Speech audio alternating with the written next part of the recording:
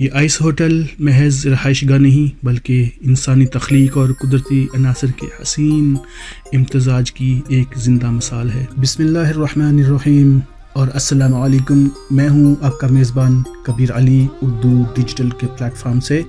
میں اس وقت موجود ہوں اسکینڈینیویا کے ایک ایسے ملک فن لینڈ میں، اور اس کے بہت ہی نارتھ میں جا کے ایک شہر روانیمی ہے، وہاں سے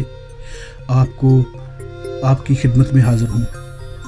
یہ ایک ایسی جگہ ہے جہاں برف کی سفید چادر میں لپٹی ہوئی ایک ایسی سرزمین جہاں خاموشی بھی گویا نغمہ بن جاتی ہے۔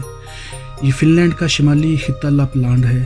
یہ میرا ایک سفر محض جغرافیائی نہیں تھا بلکہ احساسات، مشاہدات اور فطرت کے گہرائیوں میں اترنے کا ایک نادر تجربہ تھا۔